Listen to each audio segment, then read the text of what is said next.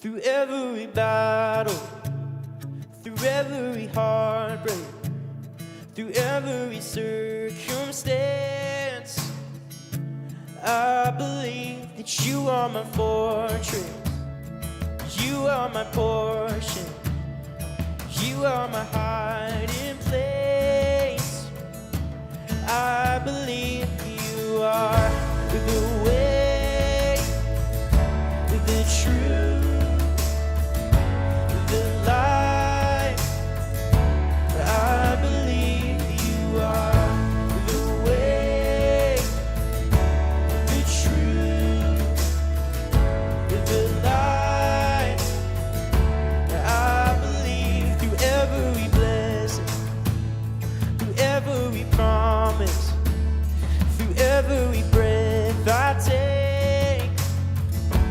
I believe that you are provider, you are protector, you are the one I love. Oh, I believe you are the way, the truth, the light. I believe you are the way, the truth, the light. I believe you are.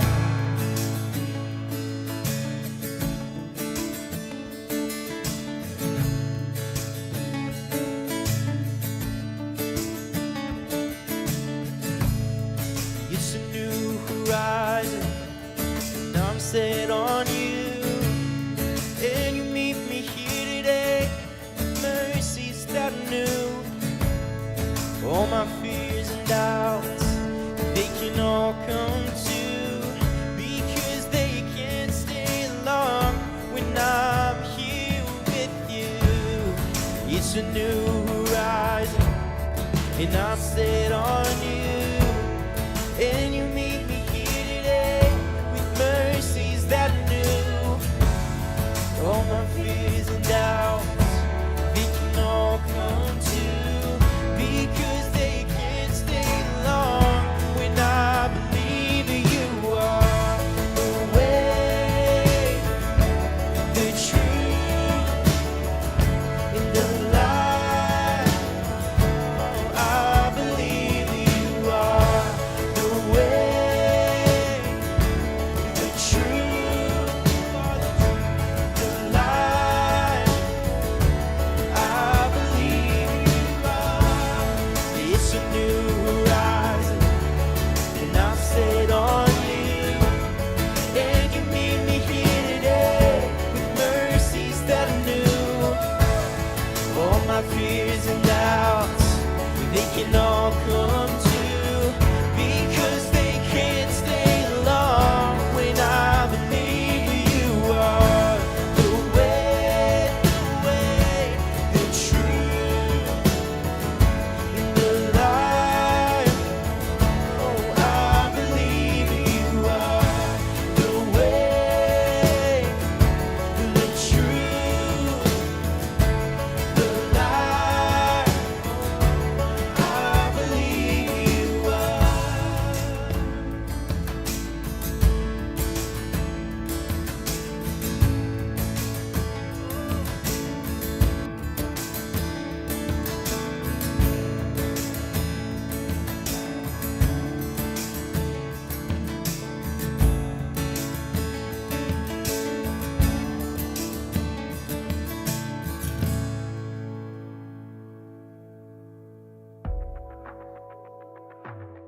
Hey everyone, welcome to Church Online. We're so glad you're here today. My name's Rob, I'm one of the pastors here on staff, and we're just so pumped that you chose to watch our services with us. If this is your very first time tuning in for Church Online, we want to give you a special thanks. In fact, we would love to give you a gift. So if you would, text the number below, and we'd love to send you a gift just as our way of saying thanks for being here with us today. Hey, if you're wondering about Crosspointe's regathering plan, then stay tuned, because Pastor Brian in his message is going to be announcing some very exciting things. And one thing I love about this church is that during this time of crisis, we've been able to be the hands and feet of Jesus and meet practical needs in our community. Each week, we've been looking at a different initiative that we've been able to be a part of. And I'm excited about this week because this week, we were able to bless a senior living home. Check it out. One of the groups that was most impacted by COVID was our elderly community. That's why us at Crosspointe wanted to reach out. Because of your generosity, we were able to bless an assisted living home. This community hasn't been around anybody for months. They've actually been stuck in their rooms, unable to visit their friends or unable to have visitors from the outside like their family. We were able to buy them iPads, which allow them to FaceTime family so they can see their family face to face, to have that personal interaction that we know that we all just crave. One of our very own Crosspointers was with us. Her dad lives in that facility. We were able to watch the interaction through a window of her and her dad seeing each other, and they haven't seen each other in months.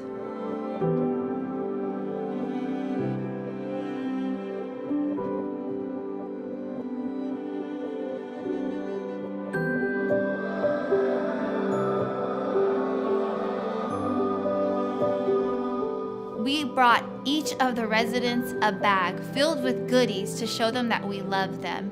On top of that, we brought all 100 of their staff members a fun bag filled with a Grubhub gift card so when they're tired they can go home and eat, and a fun devotion book that will bring them hope in this season.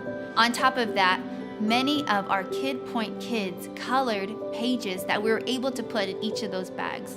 We know that that will bring them so much joy and happiness knowing that even little ones are thinking about them too during this time. Crosspointe, thank you so much for caring about a group that has been often forgotten. This is just one small way we are being the hands and feet of Jesus in our community.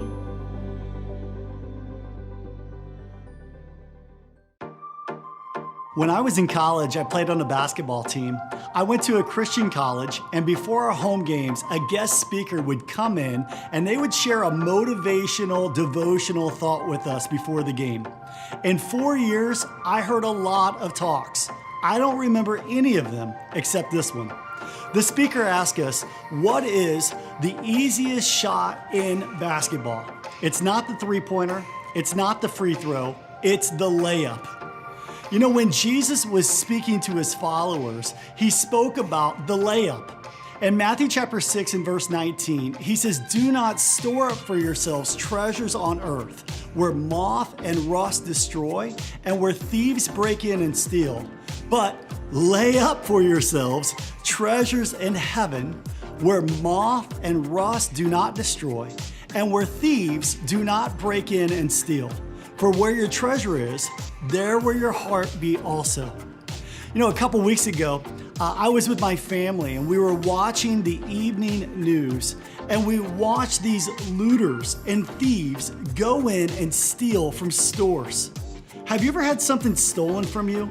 It's a terrible feeling, isn't it? Earthly treasure can be stolen. Have you ever purchased a new car? You know, purchasing a new car is a wonderful thing at first. But then after a couple of years, it's just a car. If you have children, the back seat can quickly become a mess.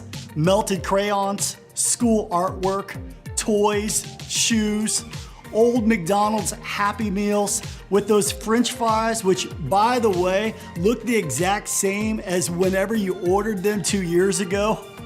You know, the beautiful car has become just a form of transportation.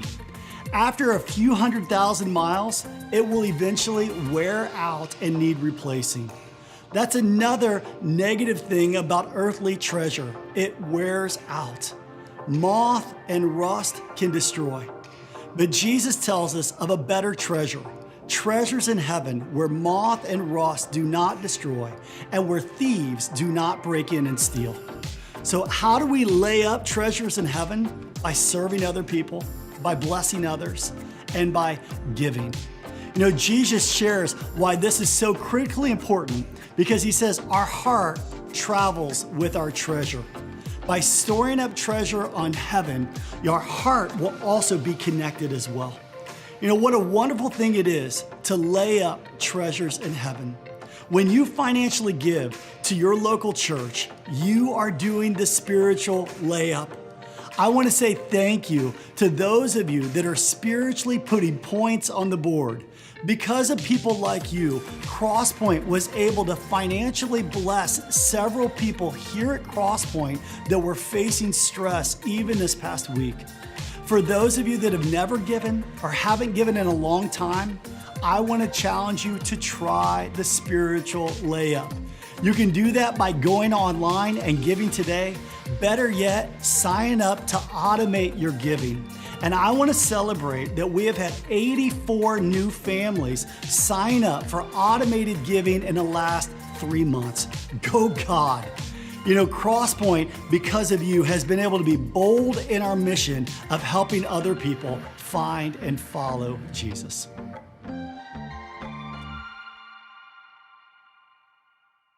You unravel me with a melody. You surround me with a song of deliverance from my enemies, till all my fears are gone. I'm no longer a slave to fear. I am a child of God. I'm no longer a slave to fear. I am a child of God.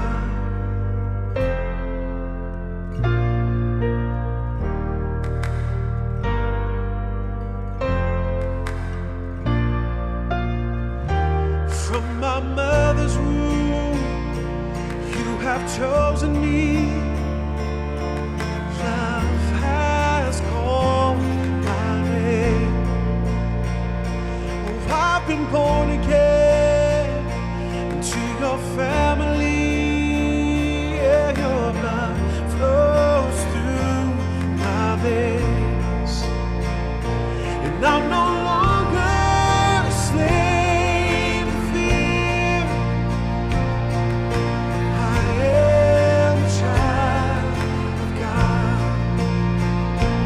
I'm no longer a slave to fear. I am a child of God. I'm no longer a slave to fear.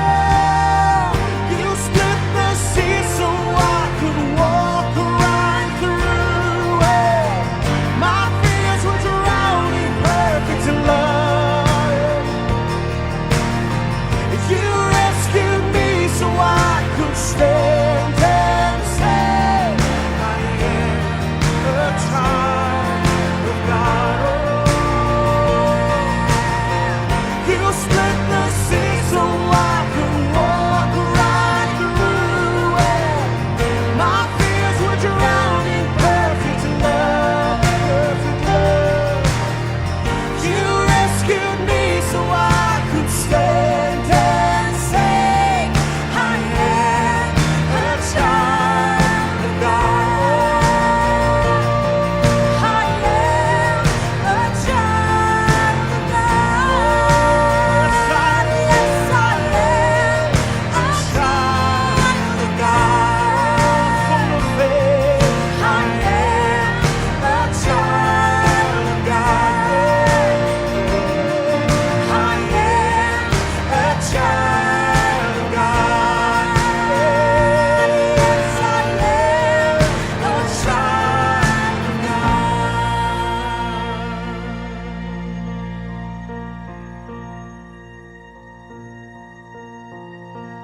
And I'm no longer a slave to fear. I am a child of God. I'm no longer a slave to fear. I am a child of God.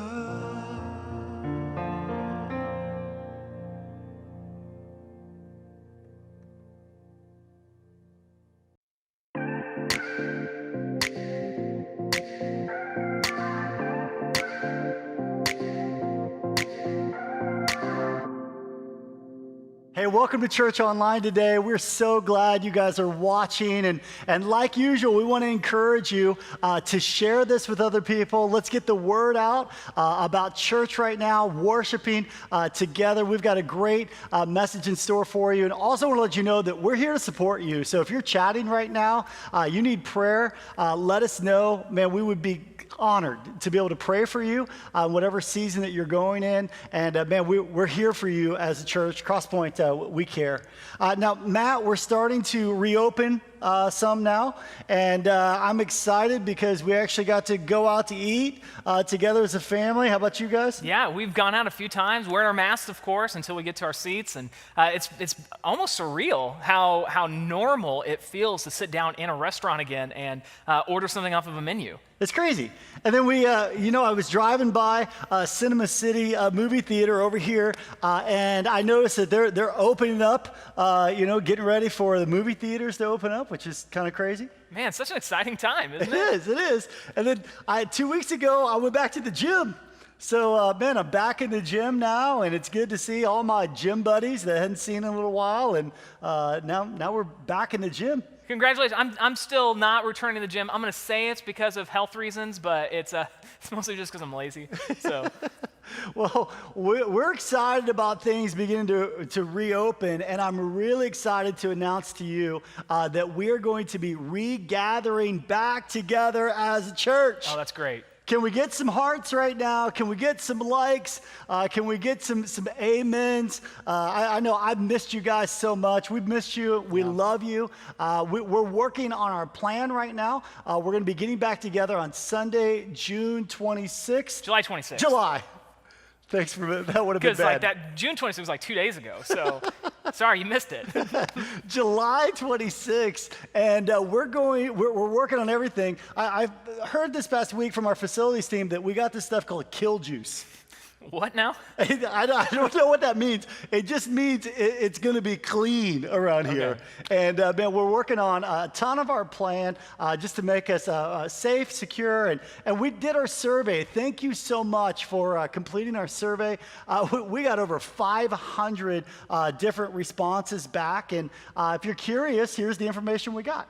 40% of you said we're green, we're ready to come back, like right now. It's like we're at the stoplight and the person in front of me is not going, and we're like beeping on a horn saying we're ready to get back. 30% of people said that they're at the yellow light. Cautious, safe, taking it day by day, going to see how things go, but is ready to come back to church with the proper precautions in place, which we're going to have.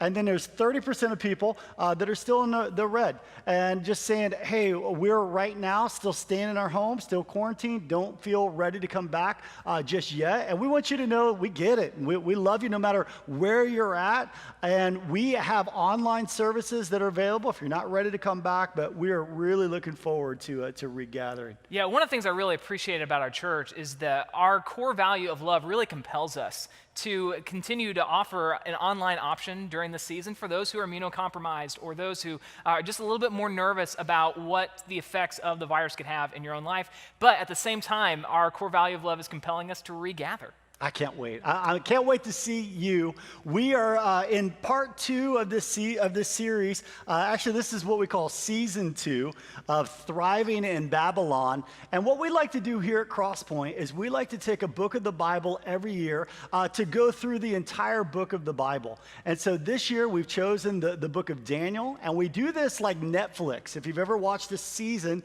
then the season ends, and then we'll go on to something else, then we'll bring it back. And this is all part of our preaching philosophy here at Crosspointe. And this is the way that I see Jesus develop disciples.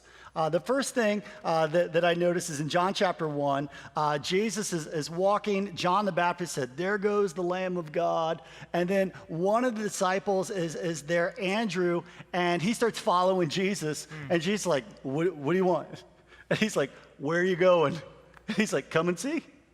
And so the first thing he says, just come and see. Then Andrew says to Peter, he says, "I think I found the Messiah." He said, "Come and see, come and check it out." And then we notice later that Philip was talking to Nathanael, who was a skeptic. And he says to him, "Come and see. I know you got questions, come and see." So we have this philosophy in our discipleship process and our philosophy of preaching here of like, we'll do these attractional-based series saying, come and see, come and check it out. And then we'll move from come and see, Jesus moves into follow me. And he says, if you're going to follow me, you have to deny yourself. Take up your cross daily and follow me. This is another level of commitment where he turns up the heat. And so what we do is we do more of like a balanced series. And then Jesus, he turns it up again and he says, abide in me. So it's come and see me. Then he says, follow me. Then he says, abide in me. And abide in me is whenever he says, apart from me, you can do nothing. He says, leave your father and mother behind. He says, drink my flesh, eat my blood. And we like to do the same thing in our preaching, where we'll have these attractional series, and then we'll go through like a book of Daniel right now, where we're turning up the heat, saying, this is what it means to follow me. This is what it means to be completely sold out to Christ. So today, we're going to jump into Daniel chapter 1. We're in verse 8 through verse 20. So Matt, why don't you set this up? All right, so I really feel like the best way to get this thing going is I want to tell you a story about when I was a high school senior, and I decided to go on the French Club trip. Now, here's the problem. Never in my entire life did I ever take a single day of high school French. In fact, most of the French that I knew came from the movie Home Alone, where the sister's like, hey, you're what the French call les incompetents. I assume that means something bad. And then my secondary resource was the movie Beauty and the Beast, where Lumiere would say things like bonjour. So like that was really the extent of my French knowledge. But what happened is my senior year, our school got a brand new French teacher. And one of my friends told me, he's like, she doesn't know who's been in French the last 4 years, so just come with us. So I'm thinking, oh, this sounds great, because we would get to go on a trip where we'd take a charter bus and we would do French things like look at art and eat, French dining and go to the mall. I mean, it's Kansas City. It's not like Paris or anything.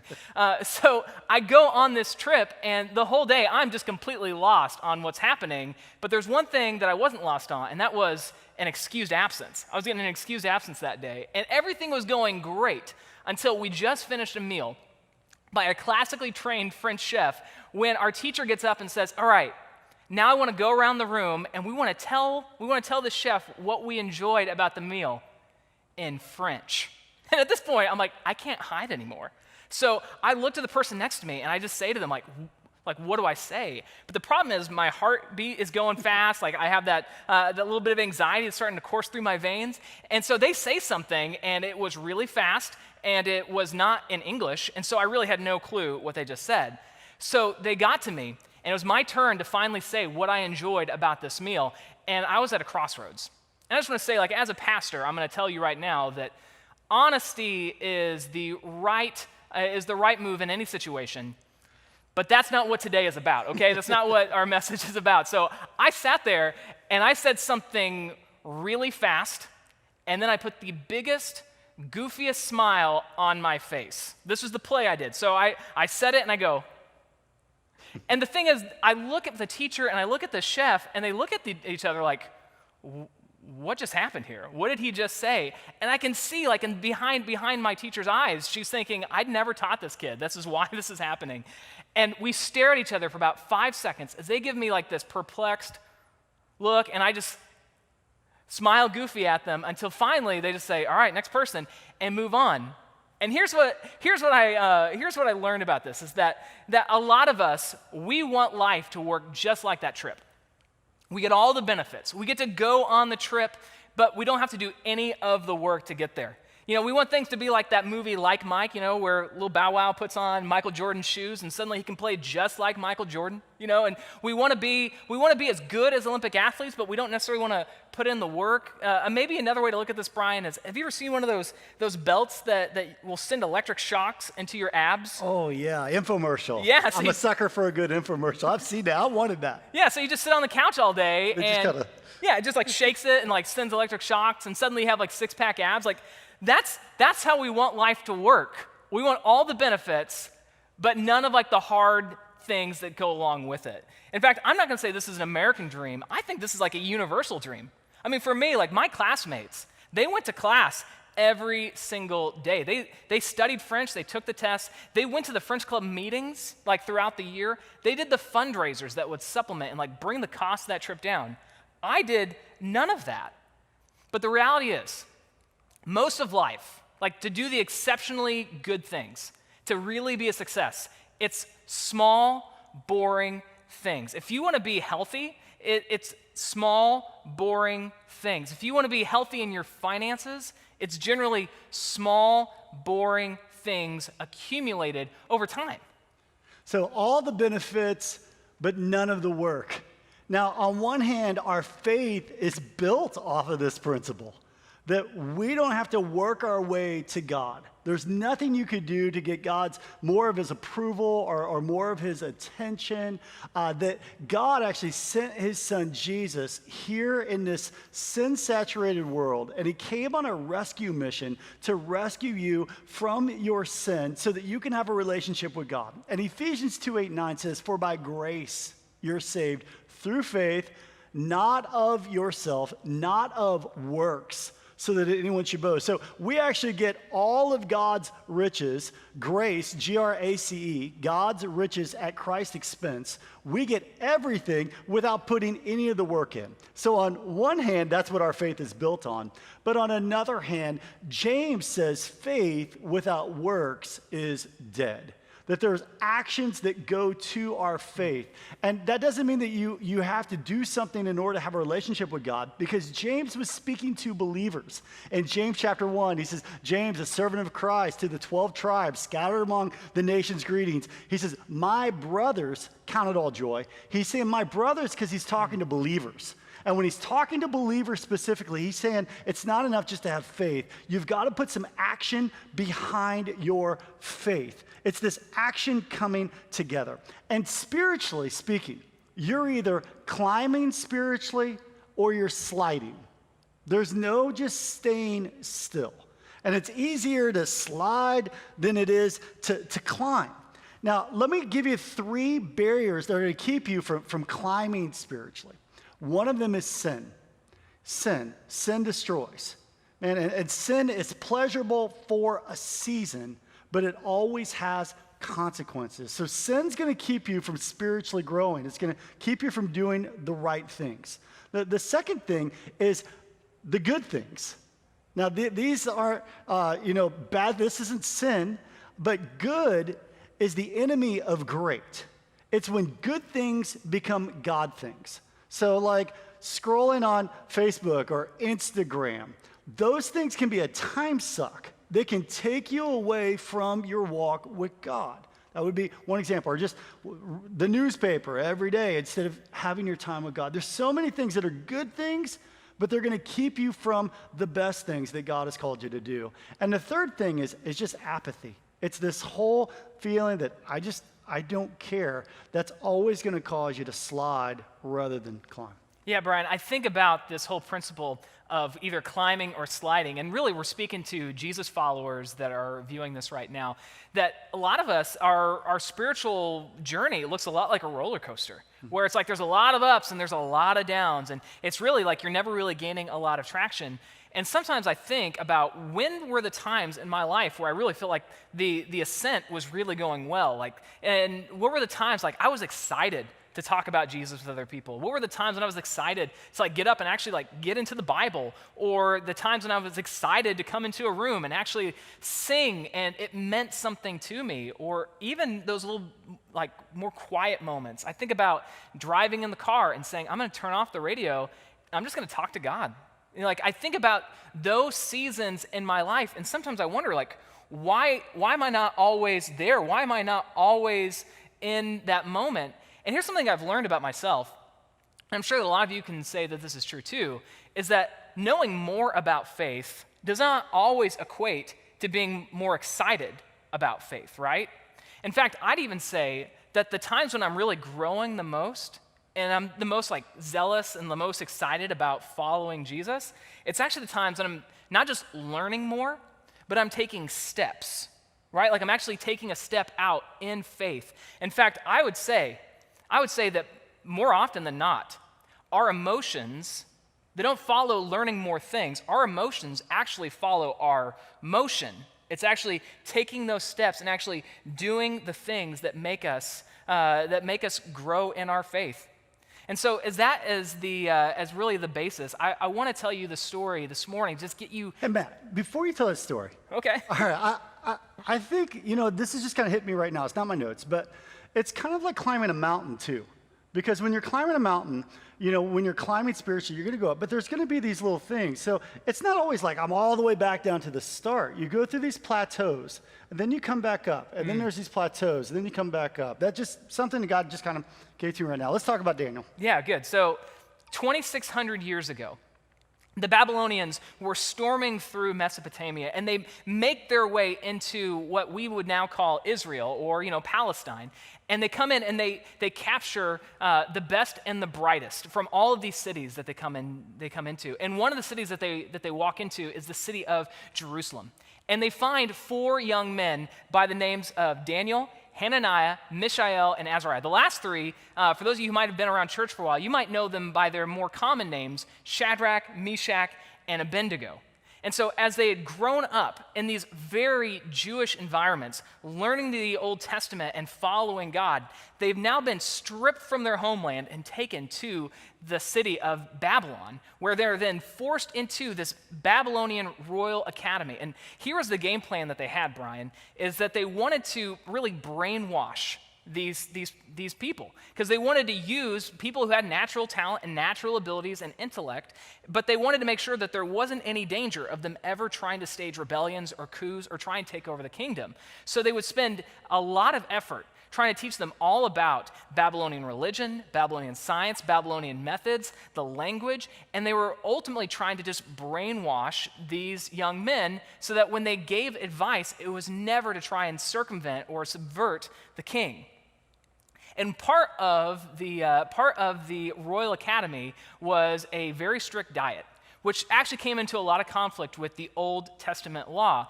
Because if you've ever read through the Old Testament, you notice that there's a lot of things that really don't apply to us today in regards to the things that we can eat. So one of the examples would be pork. So imagine a world where you can't have bacon, you can't have carnitas, there's no pork ribs. Like you are completely cut off from any of those types of food. And then suddenly you're in this academy where you know what the consequences are of not following the rules. It's probably death. And you're being told, hey, you need to eat these foods. You need to go in and join in the buffet. It's a buffet all day. And the easiest thing for these 4 young men would just be riding the wave, just going along with it. But for some reason, they said something different. Yeah, they had the buffet in front of them, right? And it's kind of hard to say no to the buffet. We grew up in the Midwest, Matt, and there's a lot more buffets in the Midwest than I feel like there are here in California. But they said no to the buffet. And Daniel chapter 1 and verse 8, this says Daniel was determined. That's a key word. Not to defile himself by eating the food and wine given to them by the king. He asked the chief of staff for permission not to eat these unacceptable foods. So his determination is what gave him, his courage came from his determination. That he had to take this bold, courageous step. And sometimes your greatest step of faith will not be your easiest step. Because the chief of staff is now in this awkward position. Because he was given authority over all of these Jewish kids. He was given authority over all of them. And he was afraid. He actually tips his hand in verse 10 and says that he's scared of punishment if these kids are pale and weak and scrawny. And he's like, this isn't going to fall on the Jewish kids. This is actually going to fall on me. But there's this interesting fact that happens in verse 9. It says in verse 9 that God had given the chief of staff both respect and affection for Daniel. And I believe that Daniel, he probably, you don't get respect unless you give respect. You don't get affection unless you give affection. And I love what Stephen Covey says. He says, you catch more flies with honey than you do with vinegar. But Daniel, he knew he had this relationship, but he took this bold step of faith, and he said, hey, let's give it 10 days.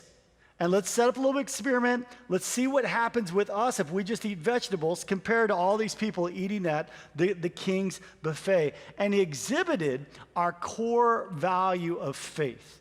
And we say our core value of faith like this. We are faith-filled, big thinking, bet the farm risk takers.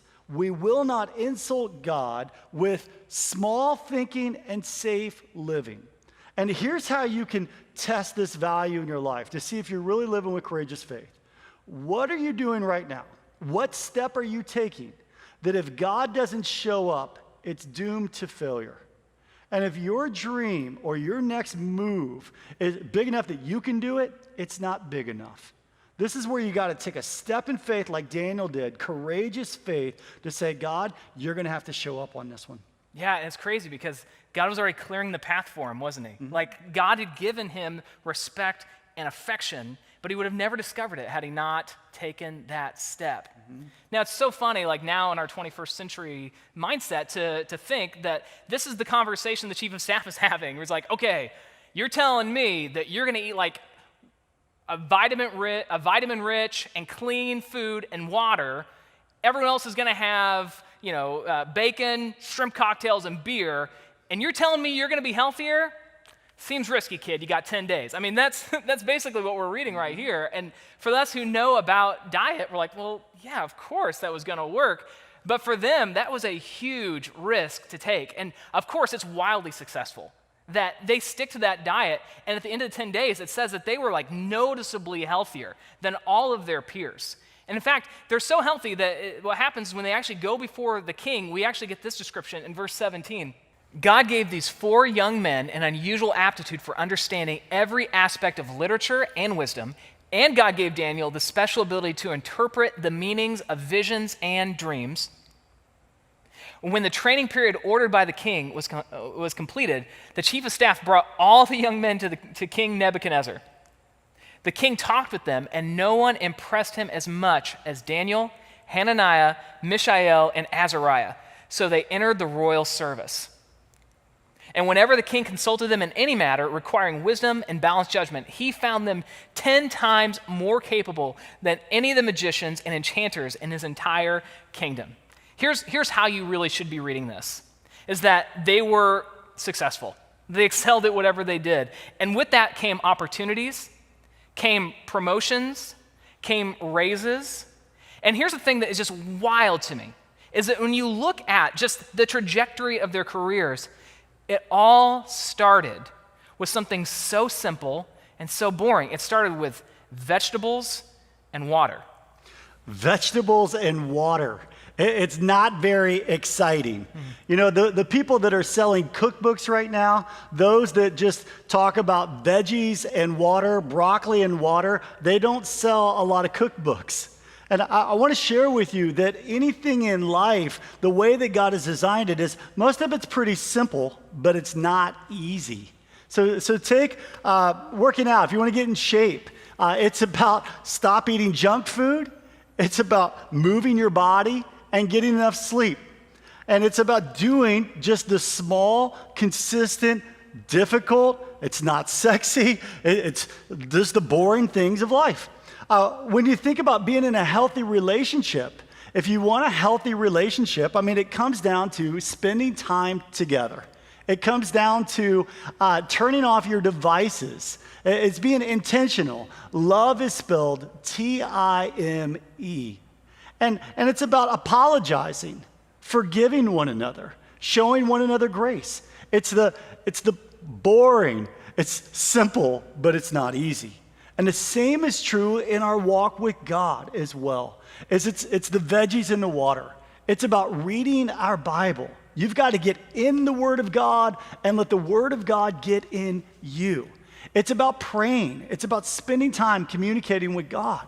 It's about being involved in community. This is why we have Bible studies and growth groups and times to be able to connect, because you need friends. You need people that are going to support you, and God wants to use you to support other people. And it's about serving. It's about finding your gift that God's given you and figuring out how you can use that for God's glory and God's benefit. You know, I think a lot of us, we really dream of the second half of today's passage, where there's success and there's opportunity and there's excellence that's kind of defining the story of your life. And that might not look professional. It might be on a relational level where you are aiming towards something great and you hit it. But the thing is, it all starts with vegetables and water. But here's kind of something to just ponder and think about today is, what do you do when vegetables and water are going to cost you something? Because simple, easy, and clear does not always mean easy. Like, sometimes you hit roadblocks. I mean, for Daniel and his 3 friends, the idea of going to the chief of staff and saying, we don't want to eat your food, we want to eat our own food, was a very risky endeavor. Babylon was not known for its tolerance and its inclusivity. Like, this was a place that would kill you just for thinking differently or doing something that just made the ruling powers a little uneasy. This is a huge risk for them to take. And I have to wonder sometimes just how easy it is for us to compromise. And to Daniel, a small compromise was a big deal. Like, it was a very big deal to him. The thing, though, is Daniel's determination, it outweighed any fear that he might have. And I have to ask myself this question. I want you to ask yourself this question too. Where are you feeling pressure to compromise? And it might seem like such a small, trivial thing, but it starts with the small, trivial things, and it usually ends somewhere big. Like, where do you feel that pressure to compromise? And so if you're watching today and you don't consider yourself a Jesus follower, I mean, I hope you stand up for your convictions. Like, I really want you to do that. But I want to take a moment just to talk to those who self-identify as a follower of Jesus. As you think about the trajectory of your life and where your small decisions are leading you, do you like where it's going? Do you want to end up there? I would even submit to you that there are several of us that maybe we're just 1 or 2 small, boring decisions away from a major breakthrough. It might be something that you're letting into your life. It might be something that you need to get out of your life. It might be something that you need to get into, that you are sitting right on the edge of seeing God do something incredible that will transform your marriage, that will transform your neighborhood, that will be the difference maker for future generations to come. And it's simple, and it's clear, but it might not be easy. And are you determined enough to not even compromise a little bit in an area like that? Hey, Matt, as we kind of wrap up this message today, I want us just to get practical for a moment. And let's talk about maybe one broccoli and water spiritual discipline in your life. What's one thing that you say, this is just the simple, easy, not always easy, but simple, clear. This is a step that I take to grow in my faith. Yeah, for me at least, I know that I am growing usually when I'm in my Bible, and when I'm praying, and when I'm listening to voices that turn my attention to God. And I know it's broccoli and water, right? So the question is like, how do I build that routine in? I use apps on my phone. I use the YouVersion Bible app to keep me consistent, and I have a Bible reading plan where this year I'm reading through the Bible in a year, and I wake up every morning, and it's the very first thing I do, and I don't think that's like an extra spiritual thing to make it the first thing. I just know that's where I can build it into my day. I have 2 toddlers, and they usually wake up around 7, so I got to get up way before them if I'm going to do this, because otherwise they'll steal my time. And I have an app that tracks all my prayers, and I have a way of entering them in. It's called Echo, the Echo prayer app, and it keeps me consistent. So that's what I do. Brian, what's your vegetables and water?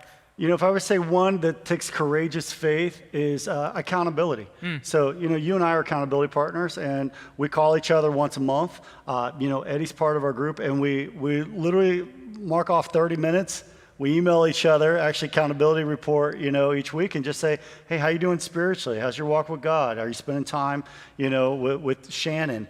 Is there anything robbing you of your joy? And that takes courageous faith to be able to be consistent in that, be truthful in that, but also just to be able to continue to stay on path so that I stay aligned in my faith. And it's broccoli and water. It's vegetables and water, but I think it's something that helps my spiritual development, my spiritual growth. Hey, talk to him about where we're going to go next week. Next week, we're going to continue in our series, Thriving in Babylon. And if you're somebody that's ever wanted to ask yourself the question, man, why do I act like this when I get under stress? Like when my environment is chaotic around me, why do I do the things that I do? Next week, we want to answer the question of how can I thrive in a chaotic environment? That's awesome, because we're living in a chaotic environment right now. We need to hear the word of God. We need to hear lessons from Daniel, lessons from faith. Listen, if you're here today and you've never put your faith and trust in Jesus, that's your first courageous faith step you need to take. It's to say, God, I surrender my life. I wave the white flag of surrender. I give up. I can't do this on my own. God, I need you. And that's as simple as praying this prayer right now. And it's more than just a prayer, man. This is a conversation between you and God. This can be a holy moment wherever you're watching or listening to this right now. Just say, dear God, I'm asking you to forgive me of my sin and take full control of my life. God, I need you to lead me, guide me, direct me. Here I am. God, use me. Listen, if you prayed that prayer today, I want to welcome you to the family of God, and we want to celebrate with you. We have a gift that we would love to give you. If you would just text the number below, we want to celebrate. The angels in heaven are rejoicing, and we want to hear your story about what God right now did in your life and where you're at in your story so that we can help you not just find Jesus, but also follow Jesus. Hey, thank you for watching today. Let's worship together.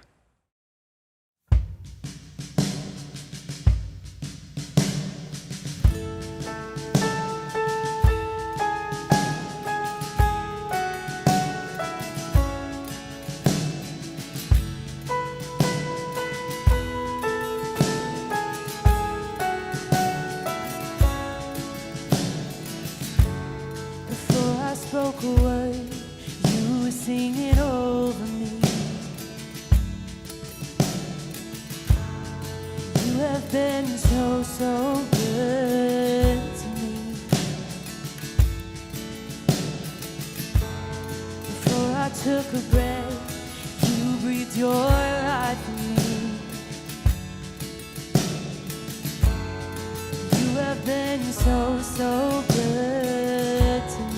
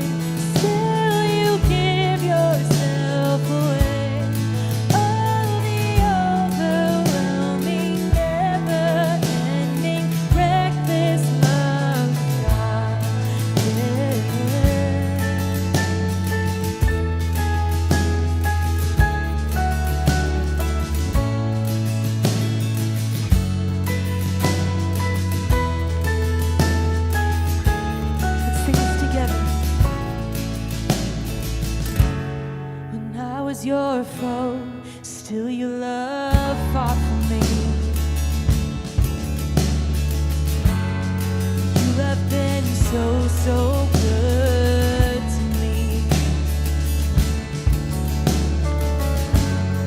I felt no worth, you paid it all for me. You have been so, so kind to me. Oh, the overwhelming, never-ending, reckless love of God. Oh, it chases me down, fights till I'm found, leaves the 99. I couldn't earn it, I don't deserve it, still you give yourself away. Oh, the overwhelming, never-ending, reckless love of God.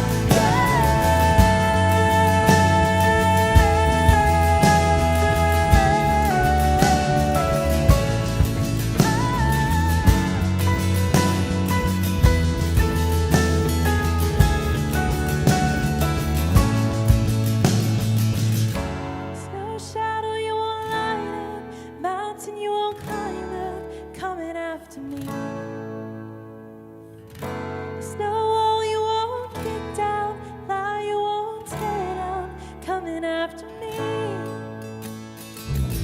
Snow shadow you won't light up, mountain you won't climb up, coming after me. Snow wall you won't kick down, lie you won't tear down, coming after me. There's no shadow you won't light up, mountain you won't climb up, coming after me. There's no wall you won't kick down, lie you won't tear down, coming after me. There's no shadow you won't light up, mountain you won't climb up, coming after me. There's no wall you won't kick down, lie you won't tear down, coming after me.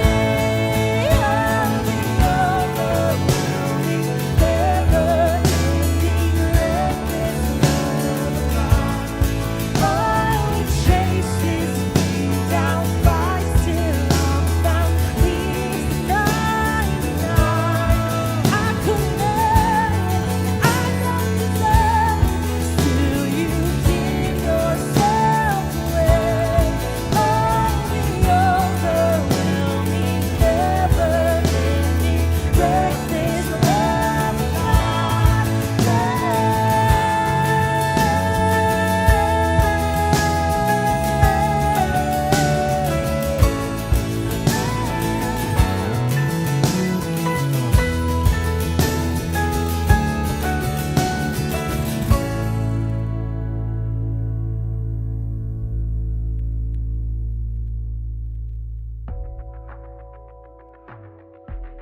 Man, thank you again so much for joining us for Church Online today. Again, if you made any decision to follow Jesus, text the number below and we'd love to reach out to you and encourage you as you begin the greatest journey of your life. We hope to see you back next week. Or for those of you with kids, we're about to start our Kid Point services. So all you kids, get your dancing shoes on. Let's get ready to worship.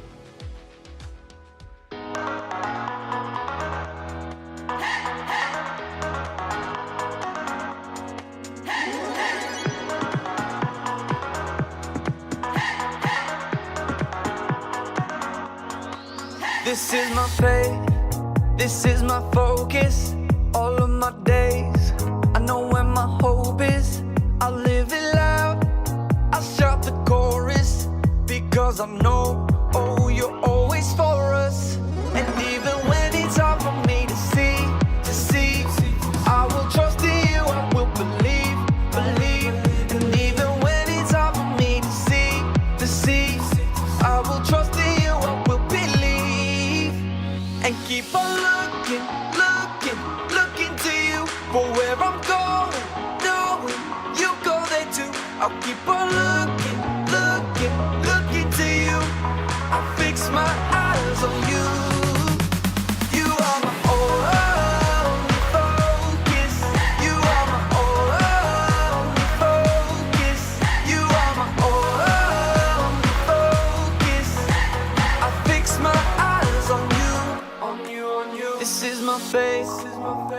is my focus, all of my days. I know where my hope is, I'll live it loud. I shout the chorus, because I know, oh, you're always for us.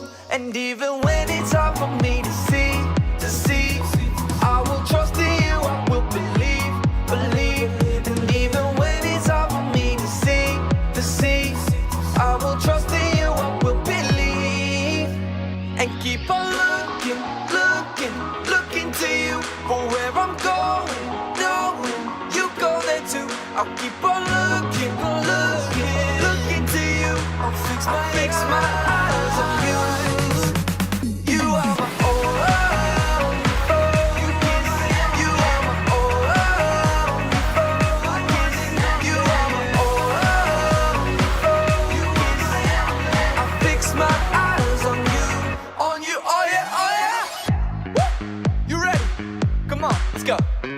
Hands in the air, hands in the air. I know you're there, I know you're there.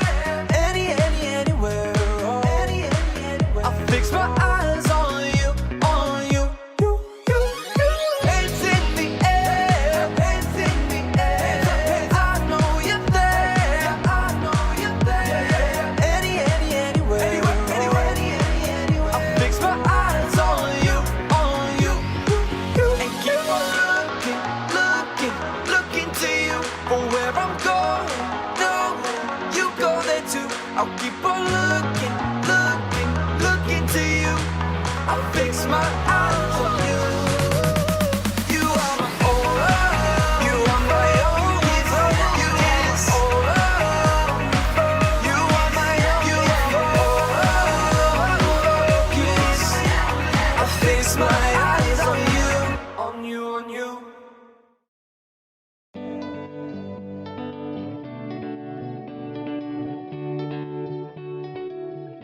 Hello, friends. I'm Erica, and welcome back to another week in the STEAM Lab. I've had so much fun these last couple weeks discovering and trying new things in here. And usually, whenever I try something new, it feels a little bit like a leap of faith. I'm leaping. Ah! Anyway, faith is trusting in what you can't see because of what you can see. And this week is no different because photography! Photography is fun because it mixes technology with art and it lets you make memories. Oh, that's a nice smile. That's beautiful. But I'm still trying to figure things out. Yesterday, I wanted to take some artistic photos of random objects in my life. So I did the telescope, that random black thing with all the wires, that one in the middle, that plant, that was really cool, the clamps, there's lots of colors in there, and this. But when I started trying to use the camera, all my pictures were coming out blurry. Can you even tell what that is? Can you even tell what that is? I don't even... Or this? Any guesses? Can you see what that is? Turns out with these like fancy with these fancy cameras, be careful. You have to actually adjust the focus on the lens. See? This is focus, and out. Or you can just simply flip it to autofocus. Ding! But then I realized most people make mistakes when they don't know what they're doing, and I was like, and then I realized that I even figured out how to fix the problem myself. And then I was all like, yeah! So I'm feeling pretty good. Here's my second try at my photos. Ta-da! Great, right? So, in today's Bible story, we get to hear all about how God changed the picture that Peter saw. But I don't want to give away the details now. You guys gotta take a look for yourself. See you back in a bit. Oh.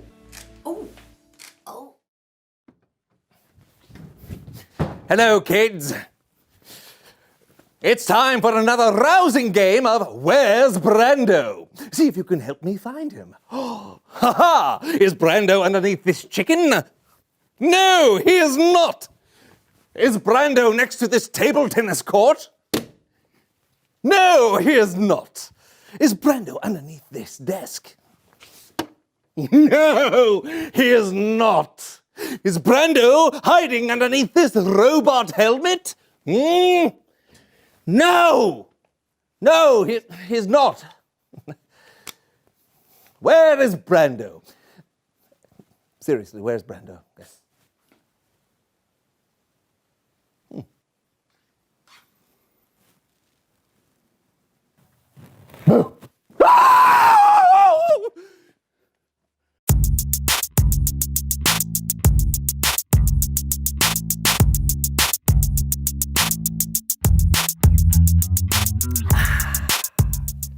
Coconuts. Am I right? I'm Brandon. And I'm John, and welcome to the So-and-So Show. Popsicles. Am I right? Brandon, what are you doing? Where did you get that popsicle? Oh, Longbeard Carl left it in the studio a couple weeks ago.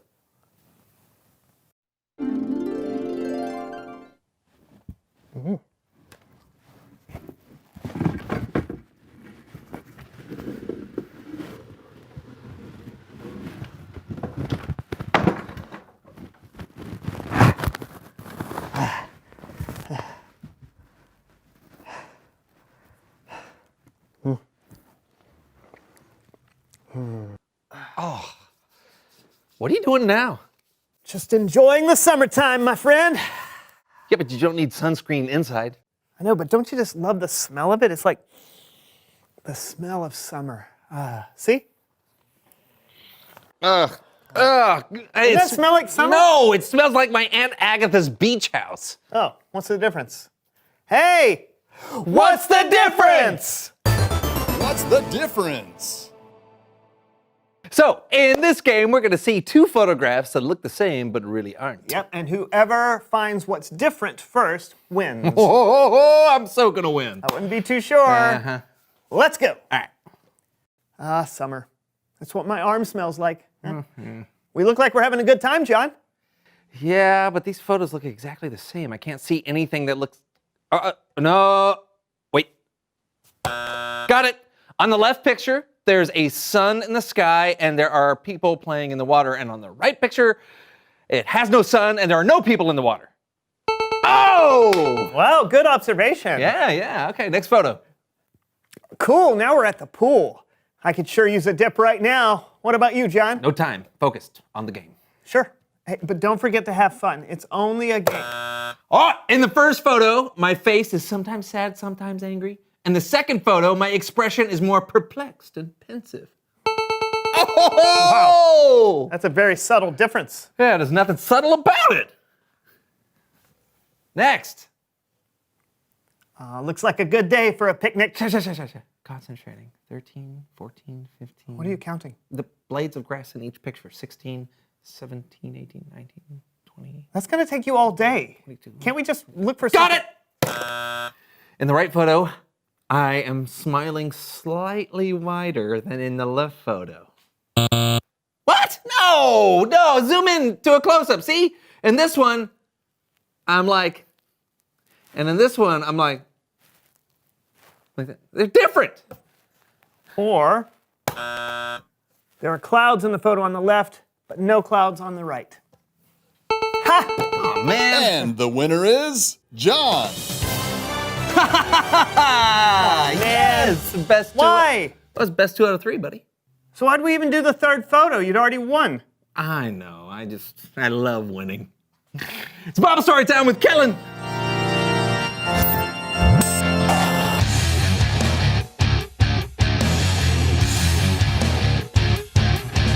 Bible stories are so fun. I get to tell them to everyone. Hey, hey, hey, hey, hey, hey, hey, hey, hey, hey, hey, guys. What's up? Hey, Kellen. Yeah, sounded good, Kellen. Thanks. Hey, what's the story about? Today's story is about the time when Peter, one of Jesus' disciples, met Cornelius, a commander in the Roman army. And here to help me tell the story are the So-and-So Show players. I am so excited. Can we play the game again? This story happened sometime after Jesus had died and come back to life, which, by the way, is still an amazing thing to think about. It was so amazing that many people believed in Jesus just because of what they heard about him. But here's something you may not have known. Many Jesus followers at the time thought you had to be Jewish before you could follow Jesus.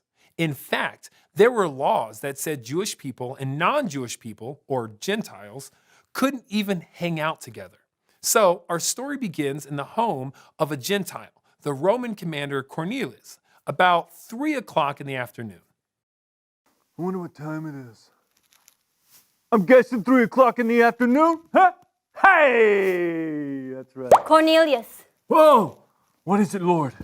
your prayers and gifts to poor people are like offerings to God, and he has remembered you. Send men to Joppa and have them bring back a man called Peter. Okay. So Cornelius sent 3 men to Joppa to find Peter. Around noon the next day, Peter was on the roof praying when he got really hungry. Lord, you are faithful. I pray that you... Whoa. I'm hungry. I wonder if lunch is ready yet. Whoa. I'm hungrier than I thought I was. Peter had a vision. He saw something like a sheet being let down from heaven. Where are we? I think we're on this guy's roof. Hey, who's that guy? In his vision, Peter saw animals of all kinds in the sheet. They probably weren't talking animals, but they were the kind of animals that would have been against the law for Peter to eat. As Peter watched, he heard a voice. Get up, Peter. Kill and eat. What did that voice say? Kill und eat. Right, us? No, Lord, I won't do it. I've never eaten anything that isn't pure and clean. Do not say anything is not pure, that God has made clean. Whose side are you on here, vision voice? The vision was repeated 3 times. Oh, I'm dizzy and confused. Are you gonna eat us or not? Then the sheet was immediately taken back up to heaven. Hang on!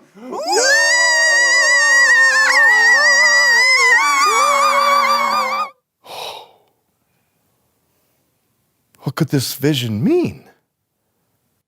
At that very moment, the 3 men Cornelius sent to find Peter arrived. And the next day, Peter went with them to Cornelius' house. You're here. Oh, stand up. Look, I'm a human being, just like everybody else. I've brought all of my family and all of my friends to hear what you have to say. Go on, say hello, everybody. Hello, everyone. It's nice to meet you. You know it's against our law for me, a Jew, to enter the home of a Gentile or to even be close to one. But God has showed me that I shouldn't say that anyone is unclean. And that's why I'm here. I realize now that God treats everyone the same. He accepts people from every nation who have respect for him and do what's right. Peter told them all about Jesus, and he told them how anyone who believes in Jesus, Jew or Gentile, will be saved. While Peter was speaking, the Holy Spirit came on everyone in the house who heard the message. Yeah. Hallelujah! This is the best day of my life. I forgot to change my costume. Oh, man. Well, surely no one can keep these people from being baptized.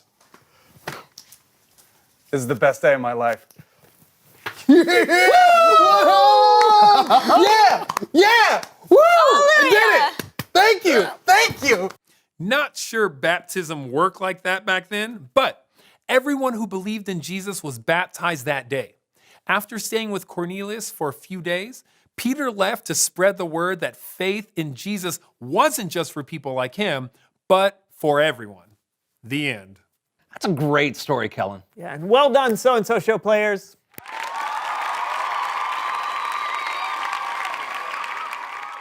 That was so cool, but I'm wondering, would we have ever heard about Jesus if Peter hadn't had that weird vision? That's a really good question. Before that vision, Peter thought Jesus was only for people who were the same as him. Yeah, but now we know Jesus came for everyone, even different people like us. Yeah, and we are way different. Yep. Doesn't matter where you were born or the color of your skin or how different you are. We can put our faith in the same Savior. That's super cool. Thank you, Kellen. Thank you, guys. I'll see you next time. Hey, bye, Kellen. Man, I really loved that. No kidding. The So-and-So Show players are the best. Reveal the question. Oh, hey, what are some ways people are different from each other? Yeah, it could be the way people look. Like hair color or nostril shape. Mine are crooked. How about that? Yeah, or it could be other things too, like what subject in school people are good at, or how many brothers and sisters people have. Yeah, the possibilities are pretty much endless. Yeah, so you guys talk it out. What are some ways people are different from each other? And we will see you next time. Yes, I am John. And I'm Brandon. And this was the So-and-So Show. Are we different from each other? Yeah, we're very different. You think so? How? Yeah. I love Jesus, he's so cool. Out of the Bible, it's so cool. I get to tell it after school. Psych at church, it's so cool. Can I finish a minute? Let me dance.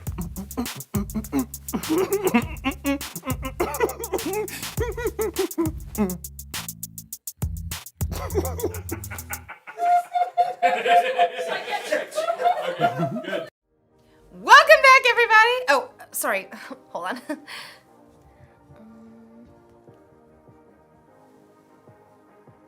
That's better. Isn't it beautiful how God loves everyone?